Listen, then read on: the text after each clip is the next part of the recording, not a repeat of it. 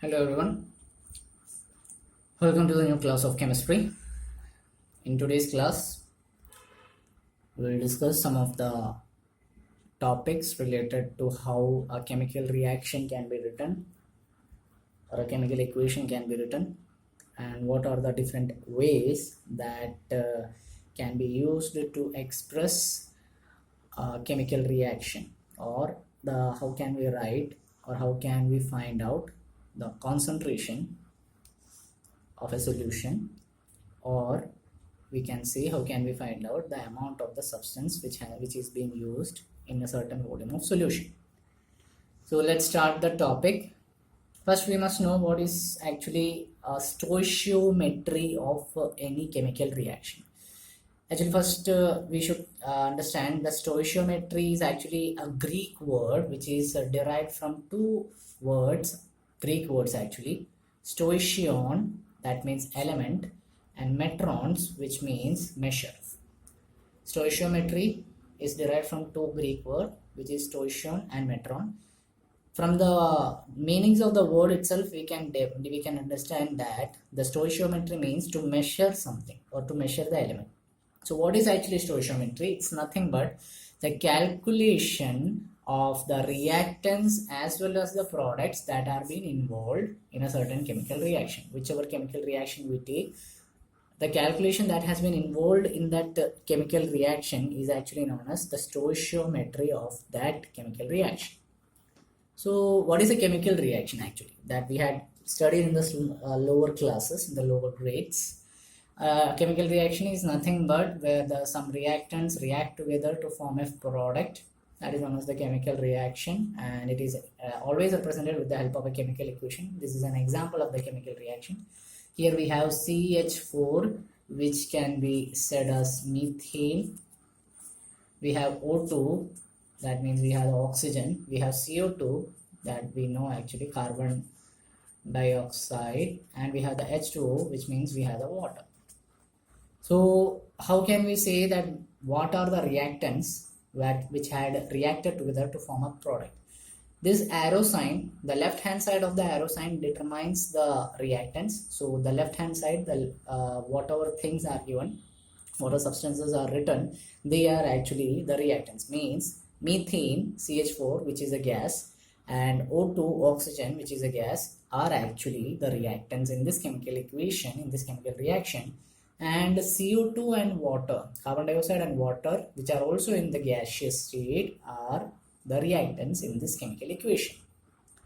Okay, so these are the things which are depending upon a chemical reaction. Okay, further if we understand, if we try to understand the values, there has been given some values near the symbols. You can see that O2 has a symbol of value given of 2, and water has been given a value of 2. Right, so what does these values represent? Actually, these values are nothing but stoichiometric coefficient. I repeat, these values that has been given, the coefficients which has been given, are actually the stoichiometric coefficient.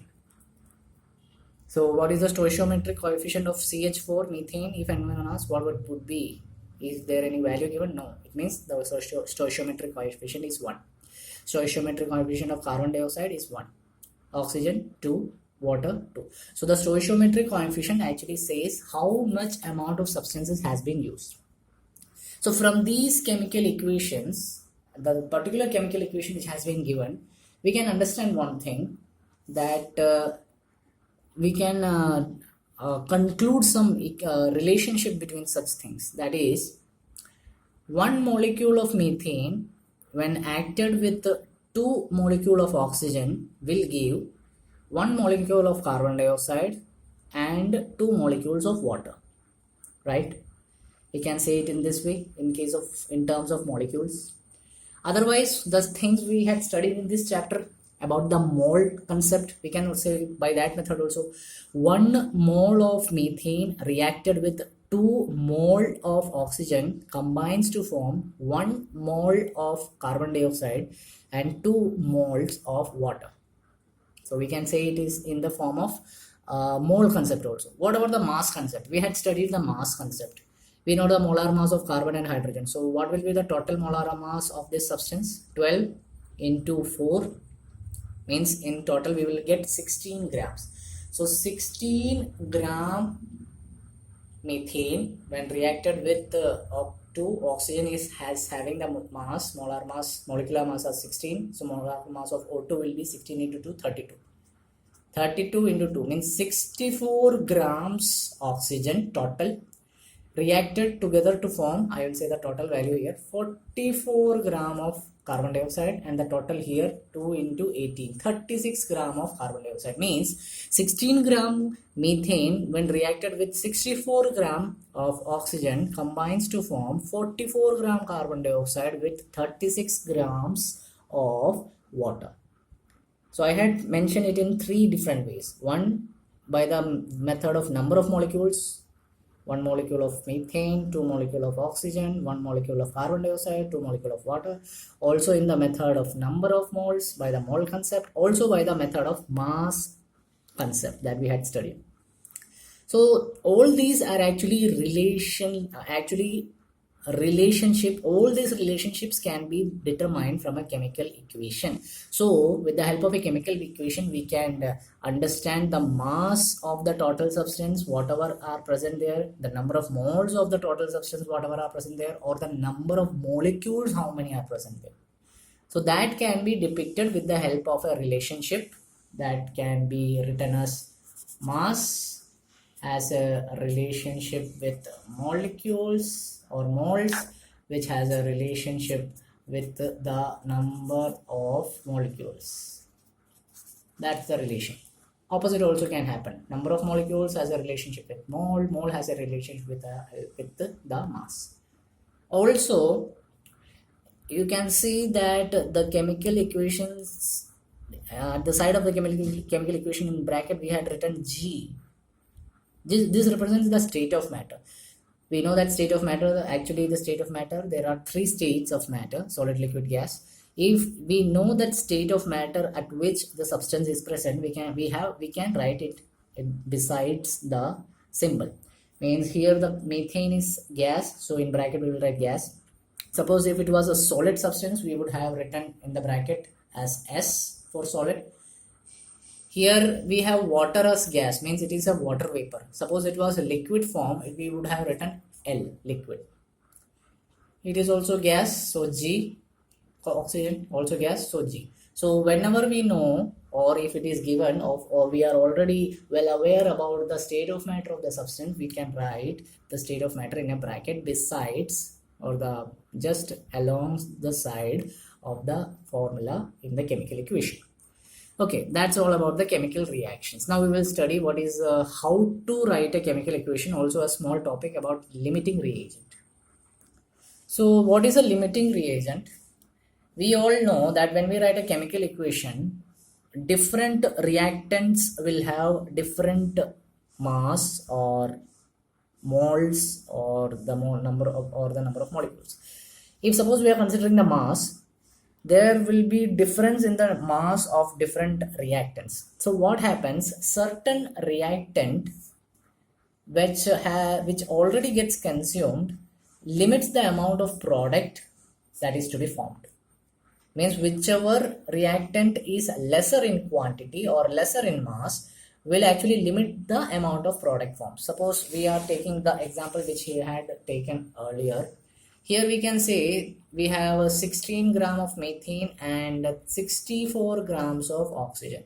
So which could be the limiting reagent? Limiting reagent will be always a reactant. So among them, the one which will be less consumed or which has the minimum amount of mass, which minimum amount will be the limiting reagent. In this case, this methane will be the limiting reagent, and this will help to limit the amount of oxygen that limit the amount of total mass of the products that has been formed or the amount of products that has been formed.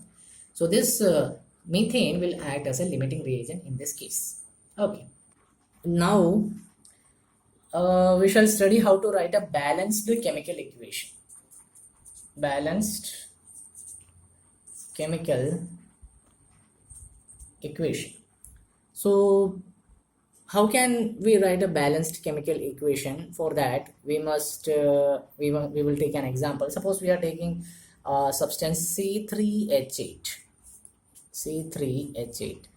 The name of the substance is actually propane. Okay. In the upcoming classes, as we approach, we will have a topic, we will have a subject. This chemistry textbook is actually the first part. We will also have the second part of chemistry textbook, which actually deals with the inorganic chemistry. In that inorganic chemistry, we will study how to name different type of inorganic substances, or how to name different type of substances which are made of carbon, hydrogen and oxygen. So now at present situation, just understand that C3H8 is actually C3H8 is actually propane. Suppose we are heating this C3H8, or combustion process takes place. So if we are given a condition that a substance is combustion, or a substance is being heated, then definitely we know that for combustion oxygen is required. So what we write for in a chemical equation, we will write C3H8 plus oxygen. Right, we will write C3H8 plus oxygen, and what will be the reactant of a product of a combustion reaction? Carbon dioxide and water. Okay, we are well aware of the gaseous states. Propane is a gas, oxygen is a gas, carbon dioxide is a gas. We will get a water as in the form of water vapor, so it will be a liquid. Okay, now we have to check whether it is a balanced equation. Always remember, we must write a balanced chemical equation from now onwards, because it is necessary for this chapter to study, also for the laboratory, for the lab solutions. Whenever we are written, the chemical equations must be written in a balanced form. So first we have to check whether the complete equation is in a balanced form. We are provided with 3 carbons on the left side, but only 1 carbon on the right side. It is not balanced, means carbon is not balanced. In the left side we have 8 hydrogen, and in the right side we have only 2 hydrogen. It is also not balanced. We have in the left side 2 oxygen, we have in the product side 2 plus 1 3 oxygen. So completely the equation is not balanced. So we must balance the chemical equation. So how could we balance? See, there is a criteria to balance the chemical equations. What we will do, we will first balance the number of carbon atoms, then the hydrogen atoms, then the oxygen atoms. That is the order to balance the chemical equation. So first, if we calculate the number of carbon atoms, we see that there are 3 on the left side in the reactant side, and 1 on the product side. So what we will do, we will multiply which one is bigger, we will take that one, and we will multiply wherever it is less. So we will put it as a stoichiometric coefficient on that part. So in the reactant side there are less, so we will put 3 there. So the equation will be written again with the altered number of carbon dioxide on the product side. Then what about the hydrogen? I had already told you, first we will check for carbon, then we will check for hydrogen, then oxygen. Now the number of hydrogen, how much are there? 8 on the left side. On the right side we have only 2. So we can balance. How can we balance? 8 are on the left side, 2 are on the right side. If we are making this one 8, it will be much easier. If we are making both side equal, it will be more complicated. So if we are making right side 8, means the one where the number of hydrogens are less, if we are making that to be 8, we have to multiply that with 4. So if we multiply that equation with 4, that chemical equation will be again changed with the right side of hydrogen being written as 4. Now we will check. We already know that oxygen is less in number, and it is clear from the equation itself. 2 oxygen on the left side, 3 into 2 6 plus 4 into 1 4, means in total 10 oxygens on the right side. You got 10 seconds to take this call. 10, 9, 8, 7, 6. You have 2 oxygen written on the left side, and you have 10 oxygens written on the right side. So what happens in this case? You have to balance the complete equation. So how can we balance it? 2 oxygen, 6 oxygen on the right side plus 4 oxygen, means total 10 oxygens are there on the right side. We have to make it 10. How we will make it 10? We will just multiply it by 5. So that is been written again. Now we will check it again if it is right or not. That was the first step. Now we will check it again. 3 carbon left side, 3 carbon on the right side. 8 carbon on the left side means our reactant side. 4 into 2, 8 carbon on the right side. 10 oxygen, sorry, 8 hydrogen. I beg your pardon, it was 8 hydrogen. 10 oxygen on the left side. 3 into 2, 6. 3 into 3 into 2, 6 oxygen. 4 into 1, 4. Means 6 plus 4, 10 oxygen. So both sides are balanced. We will write it in a total way. That will be our balanced equation. C3H8 gaseous state plus 5O2 gaseous state gives 3 carbon dioxide gaseous state plus 4 water molecules liquid state. So that's how we write a balanced chemical equation. Okay, I think it's clear to you all.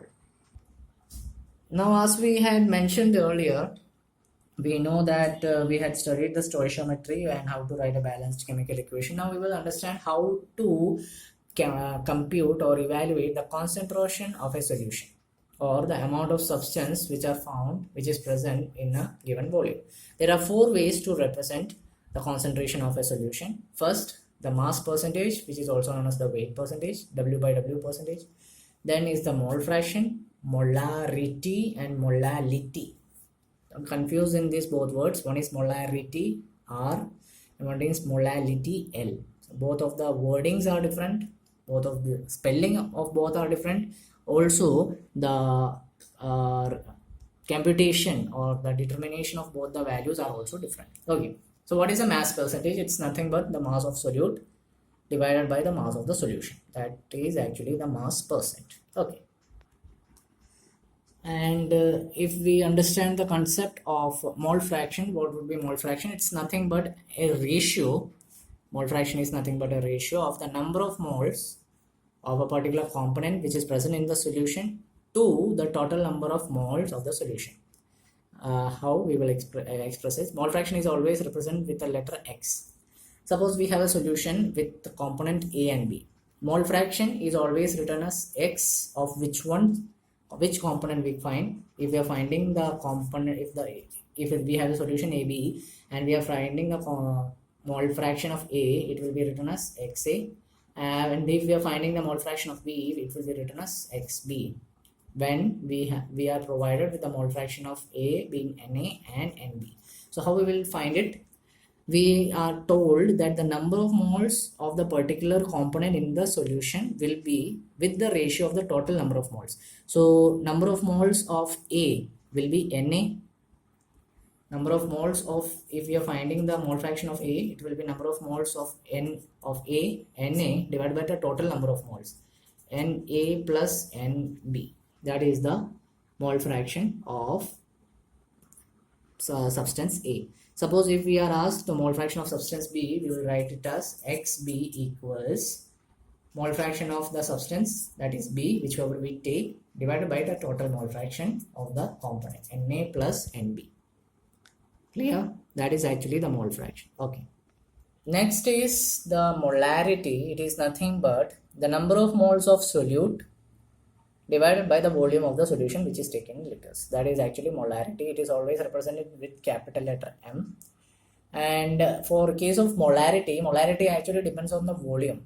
So volume is dependable upon temperature of the substance or the temperature. So molarity will change according to the temperature. If temperature is increased, molarity also increase. Temperature is decreased, molarity of the substance will decrease. So molarity depends upon temperature because molarity depends upon the volume. Okay. There is one more equation. If we are having two substances, the equation for that case will be M1V1 equals M2V2. For certain circumstances, we can use this equation. But in this chapter, it is not much necessary, but still this equation is valuable at that case also. Okay. Then comes the molality. Molality means moles of solute, number of the moles of solute to the mass of the solvent. Earlier, molarity was considered on the basis of the volume of the solution, but molality is being considered on the basis of mass of the solvent, and it will be taken in kilogram, always in kilogram. So molarity depends upon temperature, that we had told now, but molality do not depend upon temperature, because molality depend upon the mass of a substance. Okay, that must be clear to you. Okay, now we will try to do some word problems regarding this chapter. Okay, the question is given as calculate the amount of water produced by the combustion of 16 gram of methane. So in order to calculate the value of amount of water, we must know how can we write the chemical equation of this process. So what is the process? Combustion of methane. So CH4, methane, combustion means oxygen, which gives water will be one of the product, and we know that combustion has also a product of carbon dioxide. Water, it is specified to be taken as gaseous state. So G, water, gaseous state, carbon dioxide gas, oxygen gas, and also methane gas. Now we will balance the chemical equation. We have, actually I had already written it in the balanced form. We will only write first CH4 plus O2 gives carbon dioxide plus water. We know that we will actually balance with the help of CHO method, which means first carbon, then hydrogen, then oxygen. So first carbon, if we see on the left side on the right side, both are equal, so no need to balance. Hydrogen, if we see 4 hydrogen on the left side, only 2 hydrogen on the right side. So balancing, we will put 2 here as stoichiometry. So we will get 4 hydrogen on the right side, 4 hydrogen on the left side. Now if we see oxygen is only 2 on the reactant side, on the product side it is 2 plus 2, 4. So there are 4 oxygen on the right side and only 2 oxygen on the left side. We will make this as 2. So that is the balanced equation. If we check once more, 1 carbon, 4 hydrogen, 2 into 2, 4 hydrogen, 4 oxygen, 2 plus 2, 4 oxygen. So that is the balanced chemical equation. Now how will we find the amount of water that has been produced by the combustion of 16 gram of methane? We know that the methane used is 16 gram, means 1 mole represents 16 gram, right? We had just studied now from a chemical equation what are the relationships that we can understand.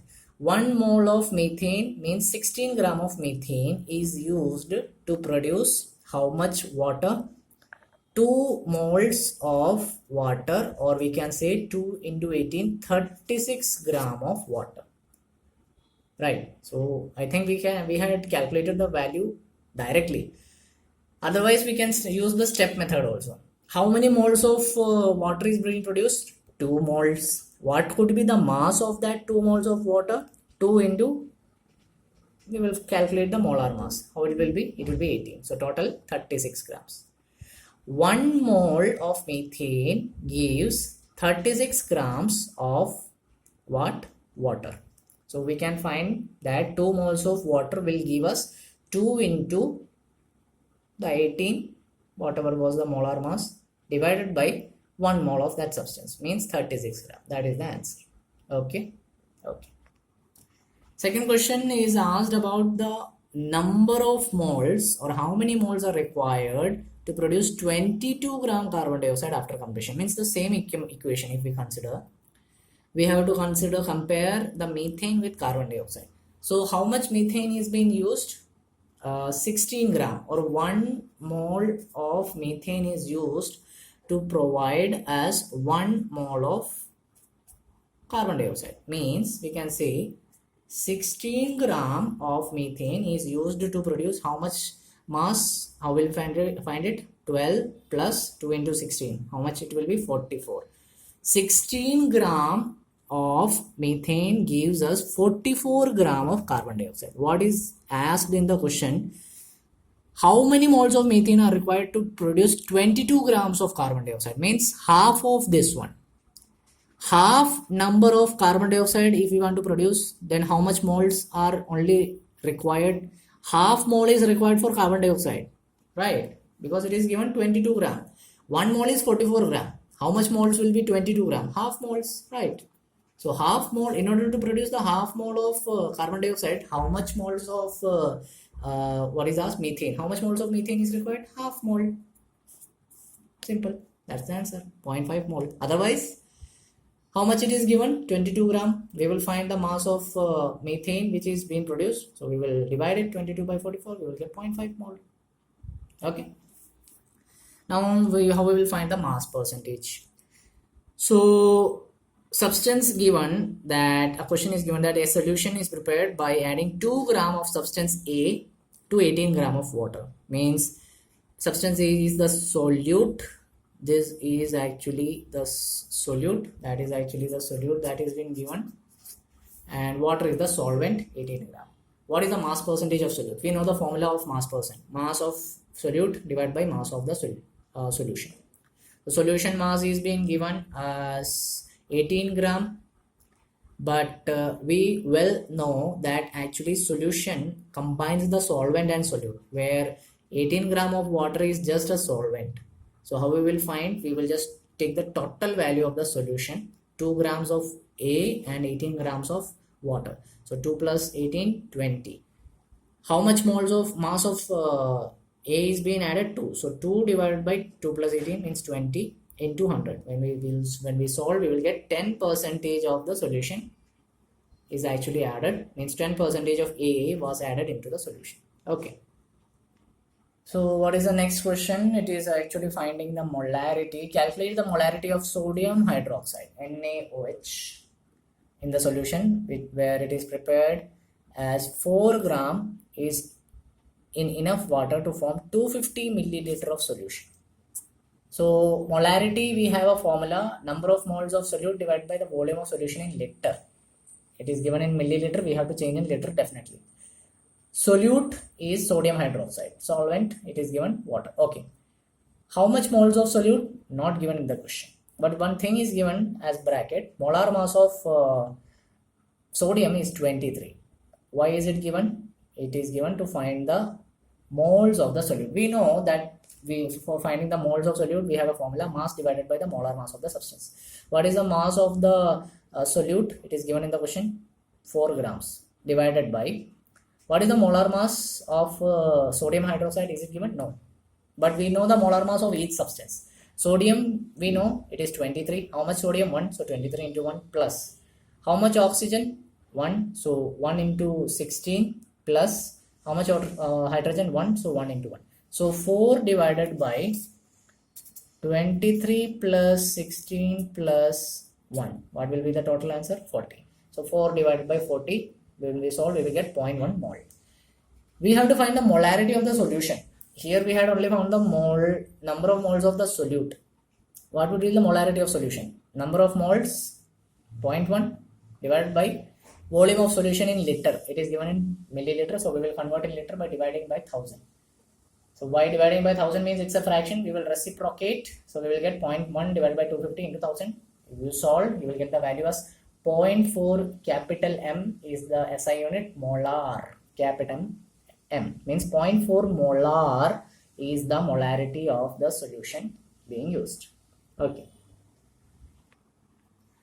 Now there's another pattern question being given. 3 molar solution of sodium chloride with a density of 1.25 gram is being taken. 1.25 gram per milliliter. You have to calculate the molality of the solution. It is given that the molar mass of chlorine is 35.5. So we have the equation for molality, that is number of moles of solute divided by the the mass of the solvent in kilogram. We don't know the solvent, but we are well aware that sodium chloride will not be the solvent because it is already represented by 3 moles of solution, 3 molar of solution. 3 molar of solution means directly it is given that sodium chloride is actually 3 molar. Right. Sodium chloride is actually 3 molar. Means moles of solute is given as 3. Now we have to find the molality. But there is a problem there. We don't know the mass of the solvent. It's not given. But we can find it. Sodium chloride is one of the substance. It is one of the used substance there. So if we find the mass of sodium chloride, we know 1 sodium chloride will have the molar mass. means one sodium chloride, one mass or a 1 mole of sodium chloride will consist of the respective molar mass. So 3 molar solution of sodium chloride means 3 into the molar mass of that sodium chloride. How much it will be? 23 sodium means 1 molar mass sodium will be 1 into 23, and chlorine it's given 35.5, so 1 into 35.5. We solve, we will get 58.5.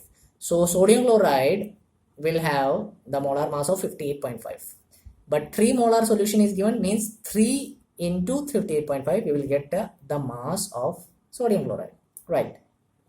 We don't know the mass of solution, but it is given the density of the solution is 1.25, so we can find the mass of solution. We know the formula of density, mass divided by volume. What are given in the question? Volume, it is given in liter, it is given in milliliter, we can take it as liter, and we know the density, it's given. So what is the mass of the solution? Mass of the solution will be, what will be the mass of solution? Density into volume. So density is 1.25 into, what is the volume in milliliter? So we'll take it as liter, 1000. We will solve, we will get 1250 gram as the mass of solution. We have to find molality on the basis of solvent's mass. Solvent we don't know. We have the solute mass, we have the solution mass. What is the solvent mass? This is the total solution, this is the solute, part of solute. So we will just minus it, we will get the mass of the solvent. Now we will put it in the formula that we have got. Mass of solute, number of moles we have 3 molar, 3 divided by the mass of the solvent we have in grams, we will convert into kilogram by dividing the given value by 1000. So we will reciprocate it, we will get 3 divided by 1074.5 into 1000, and the answer will be 2.79 molal, M-O-L-A-L, molal. Okay. So that's all about the chapter. That's the completion of chapter. A small topic is being left in this chapter. That's about significant figures that we will study when we have a face-to-face class, not the virtual class. For now, what you have to do is, as homework, you will try to solve all the word problems or the numerical problems related to this chapter from the exercise questions, and you will write it in your notebooks as homework. Okay, so PDF of this class has been given as notes in the comment box. Access that and write the notes as soon as possible. Thank you. Have a nice day.